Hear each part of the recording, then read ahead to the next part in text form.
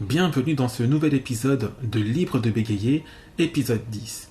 Je m'appelle Cyril Déliou, coach en prise de parole en public pour les personnes qui se définissent comme bègues. Aujourd'hui, je serai votre hôte pour vous parler de la perception de soi et de l'estime de soi.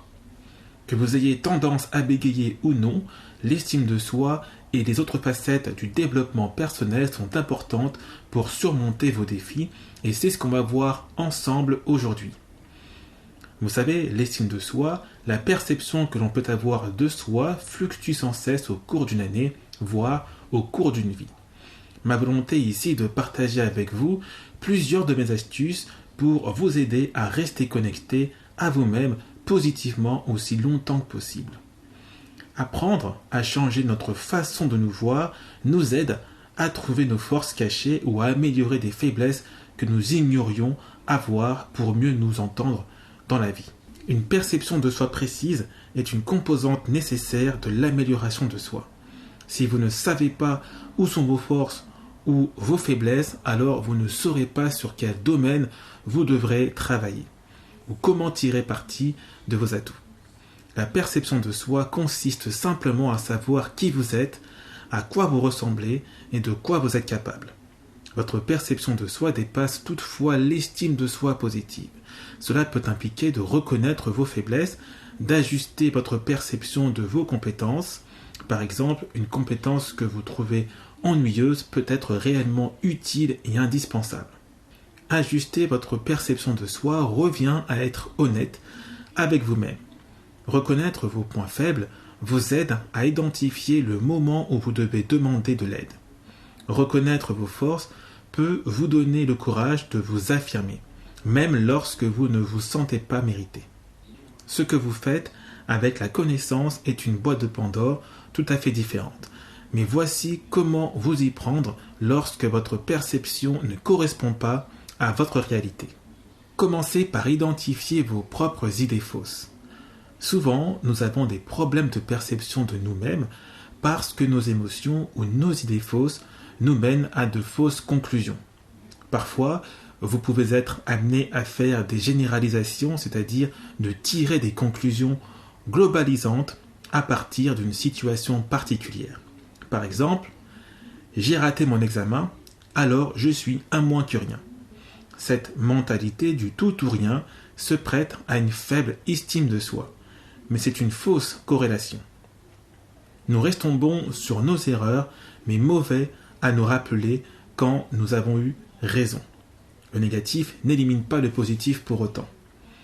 Ou alors, je ne suis pas encore assez bon pour jouer de cette guitare, donc je ne serai jamais guitariste. Rater 100 fois la pratique de quelque chose est décourageant, mais il est faux de supposer que cet échec signifie que vous n'êtes pas assez bon. En fait, cet échec vous aide à vous améliorer. Un autre exemple, quelqu'un ne m'aime pas, alors personne ne m'aime. Les personnes qui aiment ne le diront pas aussi souvent que quelqu'un qui a de la rancune. Il est donc plus facile de se concentrer sur le négatif. Un dernier exemple, je n'ai jamais eu de plainte, alors c'est que je dois être bon. Malheureusement, les personnes les plus proches de nous ne sont peut-être pas toujours les examinateurs les plus objectifs de nos talents. Tant que vos compétences n'auront pas été mises à l'épreuve sur le terrain, sans parti pris comme le lieu de travail ou les représentations publiques, le manque de plaintes ne prouve pas le talent. À partir de là, vous pouvez commencer à faire des changements nécessaires en suivant 4 étapes.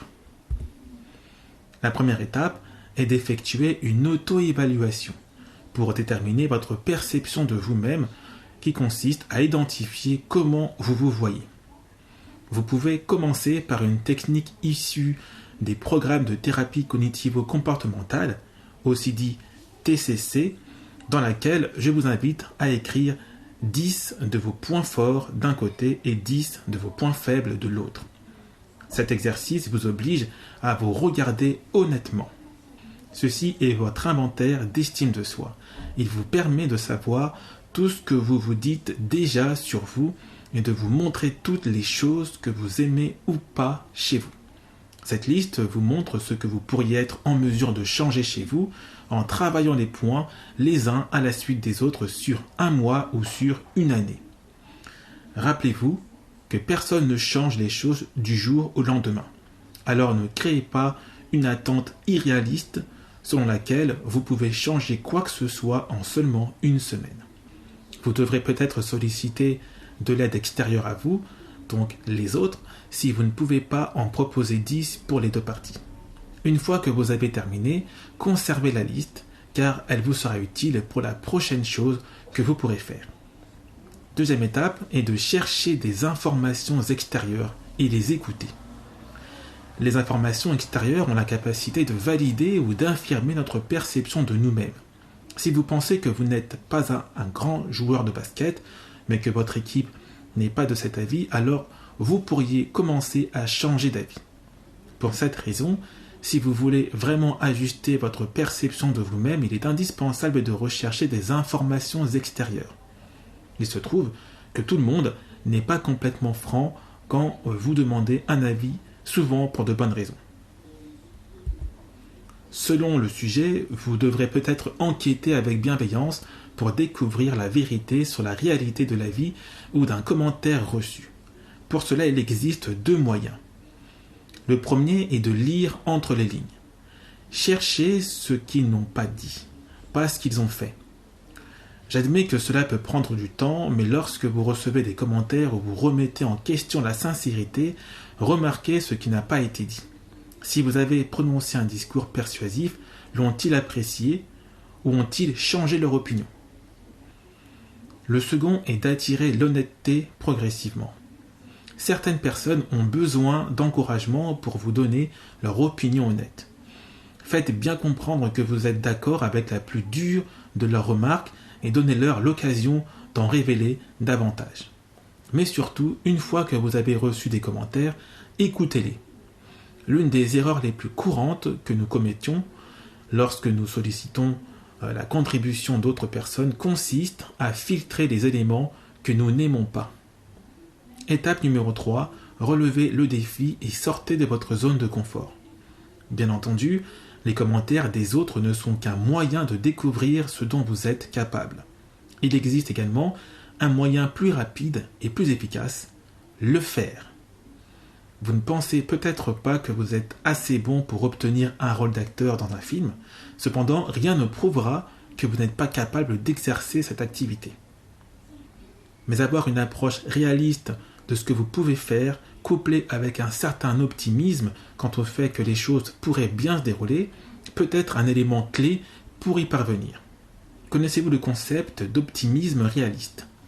C'est un concept examiné par Sophia Chu, une chercheuse en psychologie à l'université de Taïwan. Pour le dire simplement, les personnes qui comprenaient les risques d'agir, mais choisissaient d'être optimistes quant aux résultats, ont non seulement mieux performé, mais étaient plus heureuses. Il est intéressant de noter que les optimistes réalistes ont également obtenu de meilleures notes en moyenne que leurs camarades à un examen. Probablement parce qu'ils ne se sont pas trompés en pensant qu'ils réussiraient bien sans étudier ni travailler dur, a déclaré la psychologue. Traditionnellement, une perspective plus réaliste est associée à un bien-être plus pauvre et à une dépression plus grande. Mais les optimistes réalistes ont réussi à être heureux. Comme l'explique la psychologue, les personnes qui évaluent leur situation, mais se défient malgré tout, se trouvent de toute façon mieux armées pour faire face à ces défis que les autres. Le résultat est un résultat plus réussi en raison de leur préparation, mais également une augmentation de la satisfaction en raison de leur attente modérée. Étape numéro 4, émuler les habitudes des autres. Votre perception de vous-même peut affecter votre comportement, mais la relation fonctionne également en sens inverse. Si vous pensez que vous êtes trop cynique, essayez d'être volontairement optimiste. Si vous commencez à chercher délibérément le bien dans quelque chose, vous avez des chances de le trouver. Comme l'explique le journal d'information britannique The Guardian, notre perception de notre moi et de nos relations peut être manipulée par des choses aussi simples que de sortir un téléphone portable au restaurant. Le fait de ranger l'appareil peut nous donner l'impression d'être plus dans l'instant présent et renforcer les liens que nous avons avec les autres. Cela signifie un peu ironiquement en fait que si votre perception de vous-même ne correspond pas à la réalité, modifier vos habitudes externes peut influencer votre façon de vous percevoir. Nos perceptions de nous-mêmes ne seront probablement jamais parfaites, et un peu d'auto-illusion peut parfois aider. Cependant, beaucoup d'entre nous passent des années sans réaliser leur potentiel ni essayer de nouvelles choses simplement parce que nous ne nous percevons pas comme capables. Ou pire, nous vivons avec des défauts parce qu'ils ne nous paraissent pas poser problème.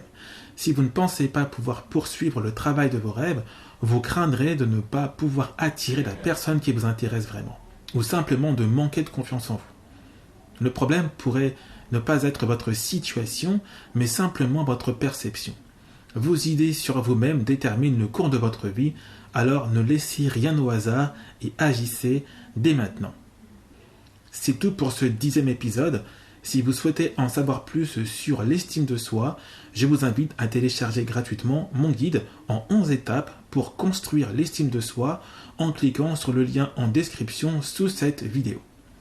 Si vous avez aimé la vidéo, je vous invite à mettre un petit pouce bleu et de vous abonner à ma chaîne YouTube pour être au courant de toutes mes prochaines vidéos. Je vous dis à très vite dans un prochain épisode. Ciao ciao.